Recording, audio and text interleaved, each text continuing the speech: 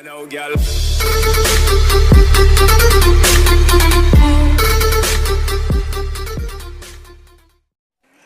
friends, welcome to my Assamese learner channel. So friends, please like, comments and subscribe to my channels and press the bell icon. So friends, মোৰ ভিডিওটো শেষলৈকে সম্পূৰ্ণ চাব। Friends, আজিৰ প্ৰথম প্ৰশ্নটো হৈছে অসমৰ আটাইতকৈ পুৰণি তেল শোধনাগাৰ কোনটো? হয় friends, জানেনে আপুনি আটাইতকৈ পুৰণি তেল শোধনাগাৰটোৰ নাম? সো বিলম্ব নকৰি সময় ষ্টাৰ্ট কৰোঁ।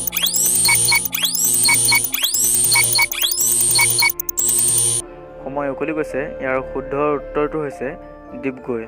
হয় বন্ধুসকল, ডিব্ৰুগড় হৈছে অসমৰ আটাইতকৈ পুৰণি তেল শোধনাগাৰ। 2 নম্বৰ প্ৰশ্নটো হৈছে বৃহৎ নদী বান্ধৰ সৈতে জড়িত আন্দোলনত আগভাগ লোৱা সংগঠনটোৰ নাম কি? হয় বন্ধুসকল, জানেনে বাৰু বৃহৎ নদী বান্ধৰ সৈতে আগভাগ লোৱা সংগঠনটোৰ নাম?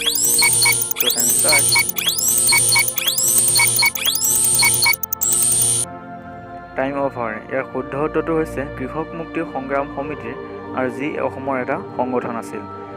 এতিয়া 3 নম্বৰ প্ৰশ্নটো হৈছে খনিজ সম্পদত ভাৰতৰ কোনখন ৰাজ্য চহকী একেবাৰে নহয়?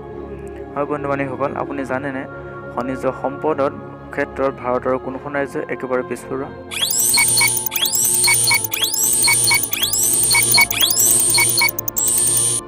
সময় উকলি গৈছে। ইয়াৰ শুদ্ধ উত্তৰটো হৈছে উত্তৰ প্ৰদেশ। তেনেহ'লে ফ্ৰেণ্ডছ, এতিয়া আমি 4 নম্বৰ প্ৰশ্নটোলৈ আহোঁ। বিশ্ব খাদ্য আৰু কৃষি সংস্থাৰ মতে এজন সুস্থ মানুহে দৈনিক নিম্নতম কিমান কেলৰি খাদ্য গ্ৰহণ কৰিব লাগে? তেনেহ'লে বন্ধুসকল, সময় আমি আৰম্ভ কৰোঁ।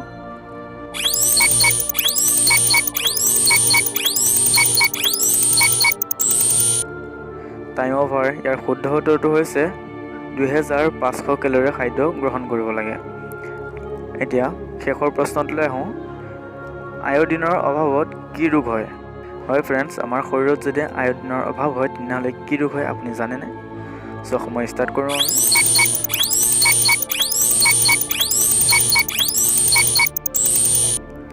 সময় উকলি গৈছে। ইয়াৰ শুদ্ধ উত্তৰটো হৈছে গৰল ৰোগ।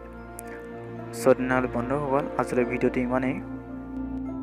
সো ফ্ৰেণ্ডছ, আপোনালোকৰ যদি এই ভিডিঅ'টো ভাল লাগিছে লাইক কৰিব, কমেণ্ট কৰিব, আৰু এনেধৰণৰ ভিডিঅ' আৰু পাই থাকিবৰ বাবে আমাৰ চেনেলটো ছাবস্ক্ৰাইব কৰিব, লগতে কাষতে থকা বেল আইকনটো প্ৰেছ কৰিবলৈ একেবাৰে নাপাহৰিব।